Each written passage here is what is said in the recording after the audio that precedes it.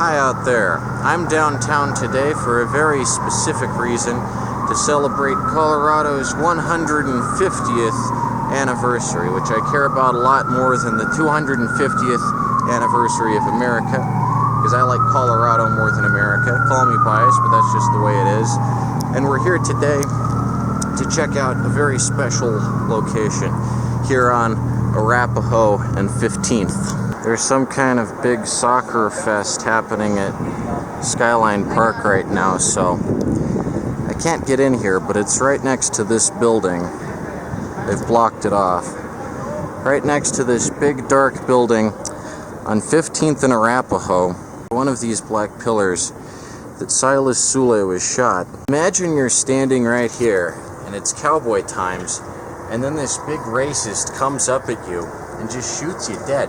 And that's what happened to Silas Soule right here by this very building here on 15th and Arapahoe. Too many people here in Denver today don't know the exciting story and inspiring life of Silas Soule, who was not only a teenage abolitionist. He fought in the Battle of Glorieta Pass in New Mexico against the Texan Confederates, and he was the guy that turned the Sand Creek Massacre into a well-known scandal.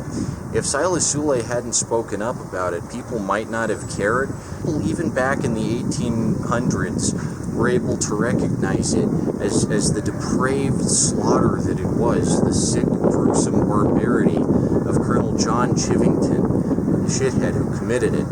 Silas Soule was part of the infantry, was supposed to commit the massacre, but he told his entire company, hey, anyone who does this shit is a cowardly, low-lived son of a bitch. Those were his words. He says, if you do the Sand Creek Massacre, you're a low-lived son of a bitch.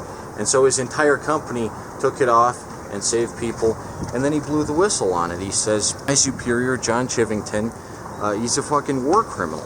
So if Silas Soule hadn't done that, we might not even know that the Sand Creek Massacre happened. We might not even have it recorded in history books, and it might just be regarded as some kind of conspiracy theory, even though it definitely did happen.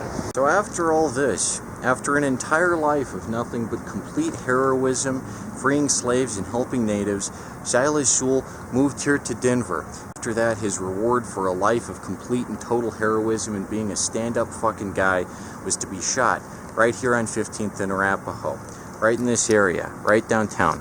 And all he has at this building here is one single plaque next to Skyline Park. Like I said, I can't even get in there because there's some fucking soccer carnival going on right now. And I'd really like to visit the spot where Silas Soule was shot, but instead there's just this building, which, you know, is okay. This is where it happened. So, I mean, it's accurate. Silas Soule was an example that Coloradans can strive towards, because he lived in a period of time where if you showed that you were a friend to Native Americans, or you were a friend to African Americans, or whatever, you were branded as a race traitor and you got shot. And this happened to plenty of Union people, plenty of people on this side of the North, plenty of abolitionists in the 1800s. You got shot. He was shot when he was 26, 2 years older than me. Just 2 years older than me. He died very young. These days, what with the disgusting tide of fascism that's sweeping America, a lot of fascists email me and they say, I'm going to kill you, Nick. Get ready to die. The thing is, though, I'm not scared of threats like that, because there were assholes like the bastard who shot Silas Soule way back in the 1800s, and there are bastards like that today who don't know jack shit and who label white people who have a fucking conscience race traitors. Once you start treating race like anything other than a human construct with no scientific basis, you become an asshole.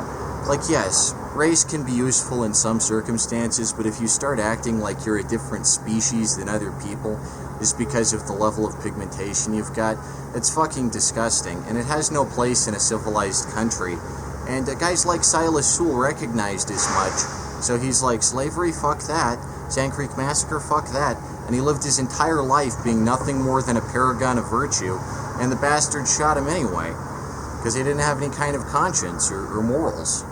They were barbarians, in effect, back during cowboy times. back when this was all just sawdust and plains. As we hit the 150 mark for Colorado and the 250 mark for America, you kind of have to ask yourself how much things have actually changed in this country and how much they've stayed the same. Silas Soule, he was just kind of an average guy. He could be you or me, you know. There was nothing particularly outrageous or remarkable about Silas Soule other than the fact that he had a conscience and morals that dictated his behavior at a point in time when it was exceptionally rare to have a conscience and morals. And that's what's exceptional about him, just that he was a cool fucking guy who had a fucking spine and stood up for what he believed in. I think it kind of sucks that the big soccer fest blocks anyone off from being able to see Silas Soule's memorial plaque. From everything I've heard, that's all he's got next to this building here. Just one plaque to commemorate this guy who did far more in his lifetime to progress the world and bring it forward and set a good example of what a Coloradan can be than any shithead like Robert E. Lee or fucking Stapleton or Evans or any of these guys that have whole ass neighborhoods or mountains named for them. All Silas Soule's got is just one plaque here. His grave is up in Riverside Cemetery, also here in Denver, which I was at recently, but I didn't go visit his grave. But I want to see his plaque. Anyway, it was like, yeah, somewhere in there, past this fence, somewhere right close to here, that Silas Soule was shot dead by a racist piece of shit.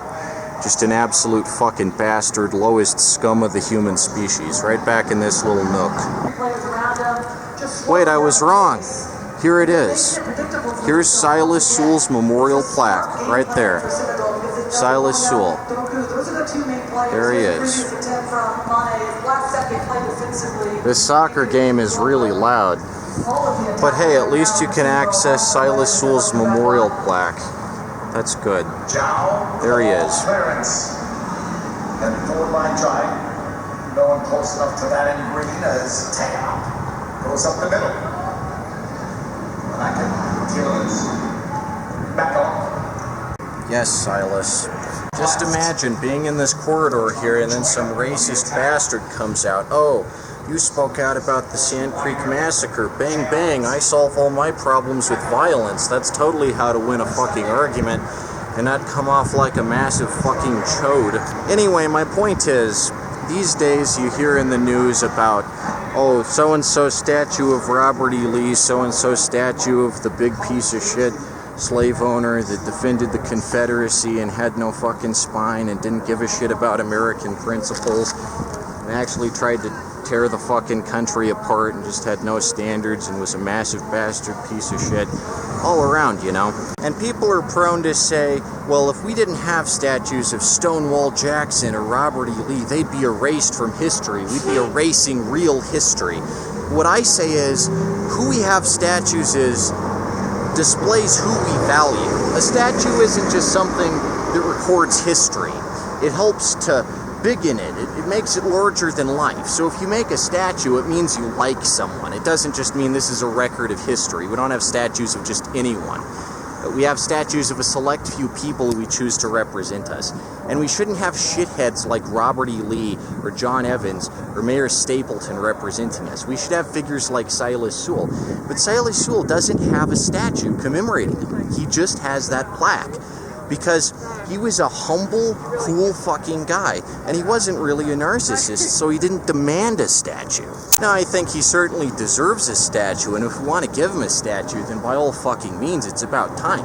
He should be a household name. People should know who Silas Soule is, but he isn't taught about in history books. I didn't learn about him in public school, even though his life is way more relevant to the city and state I live in than fucking Robert E. Lee, who I saw 100 bajillion fucking pictures of.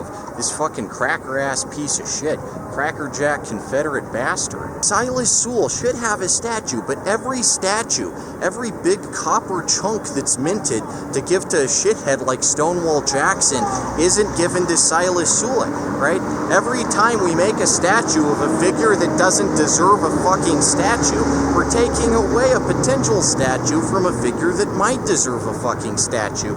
And figures like Silas Soule, smart, level-headed, intellectual, based fucking people are the ones being erased from history, not the fucking Confederates. It's guys like Silas Soule. They're being erased from American history systematically so that you can create the image that America is purely evil and that human beings are intrinsically evil at their core, rotten, hateful, malicious, spiteful, racist bastards, when really just a select few pithy, weak, neurotic, paranoid barbarians like Robert E. Lee are like that. And the vast majority of human beings, I like to believe as a secular humanist, are pretty moral, down-to-earth people. Anyway, seeing that plaque, seeing that memorial to Silas Soule gives me a renewed hope for humanity and makes me just filled with, I don't know, a good feeling, I guess. I feel good when I look at that memorial to Silas Soule. I do. Anyway, yeah, you as a Coloradan, you should be more like Silas Soule. Let him serve as an example for you. He was a cool fucking guy. Fucking soccer party. Hey, you know you're standing over a dead hero's ghost, right? Have some respect. Fucking soccer watchers, that's all this country is.